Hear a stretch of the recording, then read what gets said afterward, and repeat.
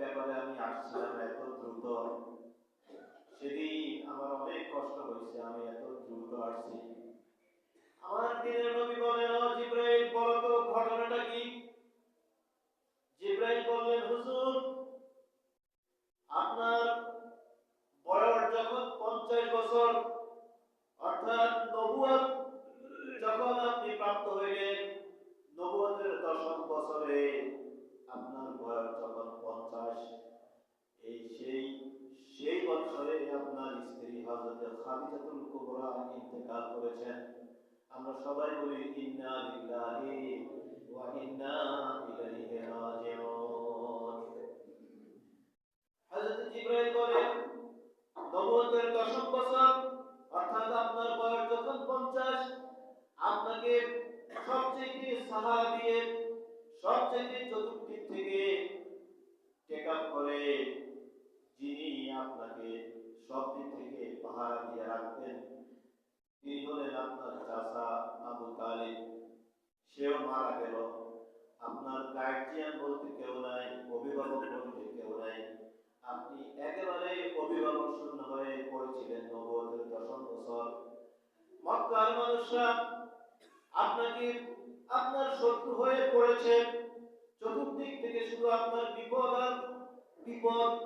আপনাকে মক্কার কাফেররা আক্রমণ করতে চায়, মেরে ফেলতে চায়, অত্যাচার করতে চায়।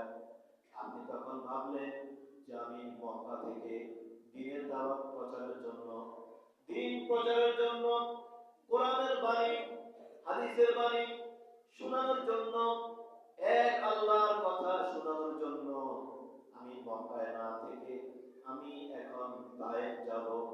তায়েফ গেলে তায়েফের মানুষদেরকে আমি কোরআনের দাওয়াত, কালেমার দাওয়াত দিব। হযরত মুহাম্মদ মুস্তাফা সাল্লাল্লাহু আলাইহি ওয়াসাল্লাম মাত্র একজন সঙ্গী, নবীজির পালক পুত্র যায়েদ বিন হারেসাকে নিয়ে তিনি তায়েফ গেলেন। তিনি তায়েফ গিয়ে খবর নিলেন তায়েফের নেতৃস্থানীয় লোকদেরকে আগে দ্বীনের দাওয়াত প্রচার করবেন ওনাদের কাছে। খবর নিয়ে দেখলেন অমুক জায়গায় সেই এলাকার 3জন নেতৃস্থানীয় লোক, 3জন নেতা, 3জন ভাই, আপন ভাই, 3জন তায়েফের তৎকালীন আমলের বড় দরবারি কারবারি। নবীজি মনে করলেন তাদের কাছে আমরা যদি দ্বীনের দাওয়াত দেই, তারা যদি দ্বীন গ্রহণ করে, ইসলাম গ্রহণ করে, আমাদের দ্বীন প্রচারে অনেক সুবিধা হবে, কারণ তারা নেতৃস্থানীয় লোক। নবীজি 3 ভাইকে একত্রিত করলেন। একত্রিত করে কোরআনের দাওয়াত, কালেমার দাওয়াত দিয়ে বললেন, হে তায়েফবাসী, হে নেতৃস্থানীয় লোক, ও লিডারেরা, আমি মক্কা থেকে আসছি। আমার নাম মুহাম্মদ, আমার বাপের নাম আব্দুল্লাহ, আমার দাদার নাম আব্দুল মুত্তালিব। আল্লাহ তাআলা আমার উপর কোরআন শরীফ নাযিল করেছে। আল্লাহ তাআলা আমার উপর নবুয়তি দান করেছে। আমি নবী, আমার উপর কোরআন আছে। আল্লাহ তাআলা আমাকে কোরআনের দাওয়াত দেওয়ার জন্য, দ্বীনের দাওয়াত দেওয়ার জন্য, কালেমার দাওয়াত দেওয়ার জন্য আদেশ করেছে। আমি তোমাদের কাছে দ্বীনের দাওয়াত দেওয়ার জন্য আসছি। ওই 3জন কাফের ঠাট্টা করলো, বিদ্রূপ করলো। বড় ভাই বলল, হে মুহাম্মদ, মক্কায় এত মানুষ থাকতে, কুরাইশ বংশে এত সম্মানী লোকজন থাকতে, আল্লাহ বুঝি তোমারে পাইছে নবুয়ত দান করার জন্য, আল্লাহ বুঝি আর কাউকে পায় নাই। আরেক ভাই বলল, মক্কার ধনী ধনী কত মানুষ আছে, কত লোক আছে, কত প্রভাবশালী লোক আছে, আল্লাহ বুঝি সেই প্রভাবশালী ধনী ধনী লোকদেরকে নবুয়ত দান করতে পারলো না, নবী হিসাবে বানাইতে পারলো না। বুঝি তোর মতো এতিম, তোর মতো মিসকিনকে বুঝি আল্লাহ নবুয়ত দান করেছে। কন্যা নাউজুবিল্লাহ। আমার নবী মনে কষ্ট পাইলেন। তৃতীয় ব্যক্তি, তৃতীয় ভাই, ছোট ভাই বলল, হে মুহাম্মদ, আমরা জানি তুই মিথ্যুক, তুই সত্য কথা বলিস না, তুই আমাদের সামনে থেকে সরে যা, আমি তোর চেহারাও দেখতে চাই না। নাউজুবিল্লাহ। নবীজি মনে অনেক কষ্ট পাইলেন, দুঃখ পাইলেন। নবীজি মনে কষ্ট পাইয়া যায়েদ বিন হারেসাকে নিয়ে বললেন, চলো আমরা সামনের দিকে অন্য কোথাও যাই। যায়েদ বিন হারেসা বলে, আমরা যখন সামনের দিকে তিন ভাইয়ের কাছ থেকে অপমানিত হইয়া আমরা যখন অন্যদিকে যাইতেছিলাম, এই তিনজন এলাকার নেতৃস্থানীয় লোক, এলাকার লিডার, এই তিনজন এলাকার ছোট ছোট বাচ্চাদেরকে, যুবকদেরকে ডাক মারলো, তোমরা কোথায় আছো, তাড়াতাড়ি তোমরা আসো। এলাকায় ছোট ছোট বাচ্চারা, যুবকরা জড়ো হইল, কারণ নেতা ডাক মারছে। নেতার ডাক শুনে সবাই আসছে। নেতারা বলল, তোমরা এক কাজ করো, এই যে মক্কা থেকে একটা পাগল আসছে, রাস্তা দিয়ে হাঁটতেছে, চাইতেছে, এই মক্কার এই পাগলটাকে তোমরা এক কাজ করো, তাকে দৌড়াও, তাকে পিটাও, তাকে পাথর মারো। আমার নবীজি হযরত যায়েদ বিন হারেসা বলে, মক্কার ছোট্ট ছোট্ট আর তায়েফের ছোট্ট ছোট্ট বালকেরা, যুবকেরা তায়েফের মরুভূমি থেকে পাথরগুলো কুড়াইয়া কুড়াইয়া, পাথরগুলো নিয়ে, ধারালো পাথর নিয়ে নবীজিকে মারতে লাগলো। এত জোরে জোরে চতুর্দিক থেকে পাথর মারতে লাগলো। হযরত যায়েদ বিন হারেসা বলে, যেদিক থেকে পাথর আসে আমি নবীজিকে আমার সামনে নিয়ে আমার পিঠটা পাথরের দিকে উল্টাইয়া ধরি। যত পাথর আছে আমার শরীরে আঘাত লাগে, ডান দিক থেকে মারলে আমি ডানে আসি, বাম দিক থেকে মারলে আমি বামে যাই, সামনে মারলে আমি নবীজির সামনে যাই। এরকম করে করে আমি নবীজিকে সেভ করতেছিলাম। যত পাথর আসে সব আমার গায়ে পড়ে, নবীজির গায়ে আমি পাথর পড়তে দেই না। এমন একটা পর্যায়ে আমার গায়ে পাথর পড়তে পড়তে আমি রক্তে রঞ্জিত হয়ে গেলাম। আমার মাথার মধ্যে এসে পাথর পড়লো, আমি বেহুশ হয়ে জমিনে পড়ে গেলাম। আমার নবীজি দাঁড়িয়ে আছেন। এবার দুষ্ট কাফেররা, যুবকেরা নবীজির নুরানি শরীরে, যে শরীরে মশা মাছি বসা হারাম, সেই নুরানি শরীরের মধ্যে ওই তায়েফের যুবকরা পাথর মারতে লাগলো। আমার নবীজি ভয়ে সামনে দৌড়াইতেছেন, যুবকরা পিছন দিয়ে নবীজিকে দৌড়াইতেছে আর পাথর মারতেছে। নবীজি সামনে দৌড়ায়, তায়েফের ছেলেরা, বখাটে ছেলেরা, শয়তান ছেলেরা নবীজির পিছনে পিছনে পাথর মারে আর দৌড়ায়। আমি আজকে কিতাব থেকে জানতে পারলাম, নবীজিকে দৌড়াইছে, দৌড়াইতে দৌড়াইতে 3 মাইল পর্যন্ত দূরে নিচে আর পাথর মারছে, নিচে আর পাথর মারছে।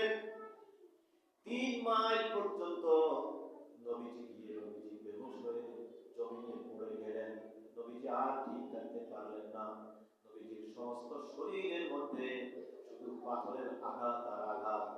নবীজির পাথরের আঘাতে আঘাতে দয়াল নবীজির সমস্তটা পিঠের মধ্যে পাথর পড়তে পড়তে। আরো একটা কথা আছে, মরুভূমিতে বালুর ভিতর থেকে যে পাথরগুলো হয়, এই পাথরগুলো একটু ধারালো হয়, আমরা আমাদের ভাষায় বলি একটু উচ্চা মার্কা। এরকম ধারালো সুচালো পাথর দিয়ে নবীজির গায়ে যখন মারতেছিলেন, মারতে মারতে নবীজির শরীর থেকে রক্ত বের হইতে হইতে একটা সময়ে নবীজি বেহুশ হয়ে পড়ে গেলেন। আমার ভাইরা, যায়েদ বিন হারেসা বলে, আমি পিছন থেকে দৌড়াইতে দৌড়াইতে নবীজির কাছে গেলাম। নবীজি বেহুশ হয়ে পড়ে আছেন। আমি নবীজিকে তুললাম। নবীজিকে তুলে দেখতেছি নবীজির শরীর থেকে রক্ত মোবারক বের হতে হতে সমস্ত জামাগুলো রক্তে লাল হয়ে গেছে। নাউজুবিল্লাহ। আমার নবীজি হুট যখন ফিরে আসছে, দেখতেছে পাহাড়ের দায়িত্বে যে ফেরেশতা আছে, পাহাড়ের দায়িত্বে ফেরেশতা চলে আসছে। আল্লাহ পাঠাইছে, ও ফেরেশতা তুমি যাও, আমার নবীকে তায়েফবাসীরা পাথর মেরে মেরে আমার নবীজির নুরানি শরীর থেকে রক্ত বের করেছে। ও ফেরেশতা তুমি যাও, তায়েফের দুই পাশে দুইটা পাথর টান দিয়া তায়েফবাসীকে তুমি ধ্বংস করে দাও। ওই পাহাড়ের ফেরেশতা নবীজিকে ডাক দিয়ে বলেন, ও নবীজি, আল্লাহ পাঠাইছে আপনি যদি আদেশ করেন আমি দুই পাশে দুইটা পাহাড়কে টান দিয়া তায়েফের মাটি সহ তায়েফের সমস্ত মানুষদেরকে পাথর চাপা দিয়ে এই মুহূর্তে মেরে মেরে ফেলবো। আমার নবীজি রাহমাতাল লিল আলামিন তিনি বললেন না, ও ফেরেশতা তুমি তাদেরকে মেরো না, তারা আমাকে চিনতে পারে নাই, বুঝতে পারে নাই।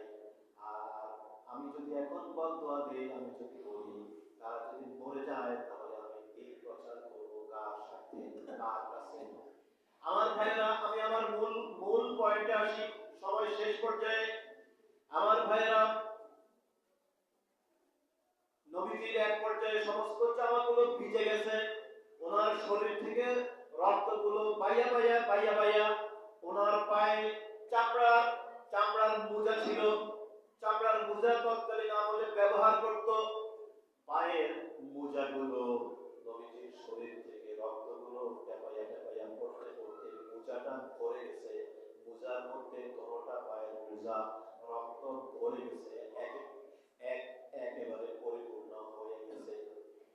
এক পায়ের মোজা থেকে রক্তটা পরিপূর্ণ হইয়া ভিতরে আর জায়গা নাই, আর ধরতেছে না। একটা ফোঁটা রক্ত জুতা বাইয়া বাইয়া জুতার তলায় চলে গেছে, জুতার তলায় গিয়া ওই ওই রক্তের ফোঁটাটা তলা থেকে ছুটে গেছে। আল্লাহু আকবার। এই রক্তের ফোঁটাটা নবীজির শরীর থেকে পায়ে আসছে, জুতার ভিতরে আসছে, জুতার ভিতরে রক্ত যখন পুড়ে গেছে আর জায়গা নাই, মাটি ফোঁটাটা জুতা মোজা পুড়ে যাওয়ার কারণে মোজা বেয়ে বেয়ে নিচে চলে আসছে, জুতার নিচে আসছে, এবং জুতা থেকে রক্তের ফোঁটাটা ছুটে গেছে, জমিনে পড়ে যাবে। আমার আল্লাহ পাক ডাক দিয়া বললেন, ও জিবরাইল তুমি কোথায়? জিবরাইল বলে, আল্লাহ আমি তো সিদরাতুল মুনতাহায় সপ্ত আকাশের উপরে। আল্লাহ রাব্বুল আলামিন বললেন, জিবরাইল মুহূর্ত দেরি নয়, আমার নবীজির শরীর মোবারক থেকে রক্ত মোবারক, তায়েফের ছেলেদের আঘাতে রক্ত মোবারক ঝরে পড়ে পায়ের জুতার নিচে চলে আসছে এবং জুতা থেকে ছুটে গেছে, জমিনে পড়ে যাবে।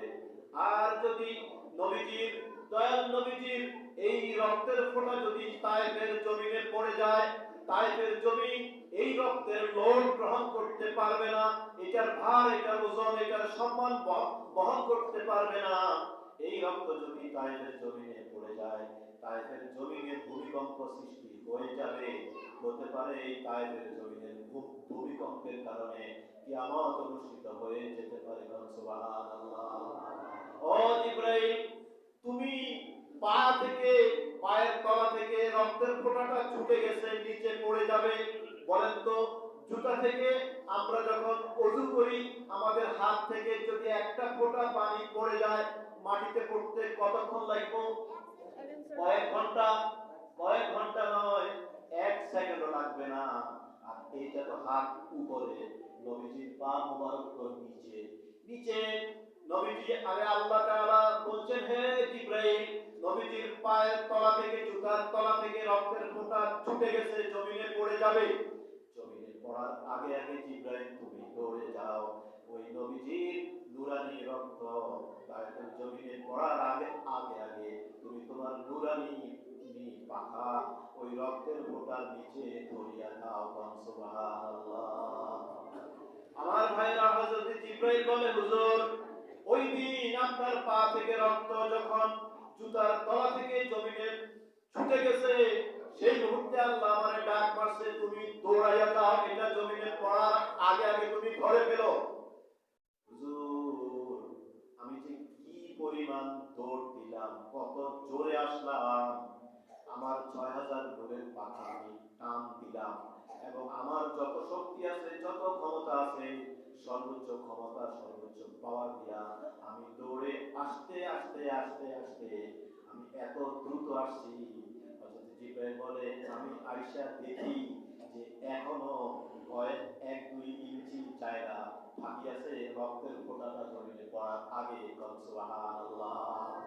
আমি ওই ওই মধ্যে আমার নূরের পাখা বিছাইলাম, আর যখনই আমি আমার নূরের পাখা তায়েফের জমিনের মধ্যে বিছাইলাম, ঠিক সঙ্গে সঙ্গে রক্তের ফোঁটাটা আমার নূরের পাখার উপর পড়ে গেল। সুবহানাল্লাহ। আমার ভাইয়েরা, নবীজির নবীজির সম্মান এত, অথচ নবীজিকে তায়েফের মানুষরা চিনল না, বুঝলো না, কিন্তু নবীজি বদদোয়া করলেন না। নবীজি বললেন এখন তারা বুঝে নাই, কিন্তু একটা সময় আসবে তাদের প্রজন্ম, তাদের সন্তানাদি নাতি নাতনি, পরবর্তী বংশধর যারা আসবে, নিশ্চয়ই তারা আমাকে চিনবে এবং আমার উপর ঈমান আনবে, আল্লাহর উপর ঈমান আনবে, কোরআন হাদিসকে বিশ্বাস করবে। ঠিক নবীজির দোয়া কবুল হয়েছে। এখন তাইফের মধ্যে 1% একটা কাফেরও আর নাই, এখন সবাই মুসলমান। সুবহানাল্লাহ, আলহামদুলিল্লাহ, আল্লাহু আকবার, আমিন। ওয়া আখির দাওয়ানা আলহামদুলিল্লাহি রাব্বিল আলামিন। আসসালামু আলাইকুম ওয়া রাহমাতুল্লাহি ওয়া বারাকাতুহু।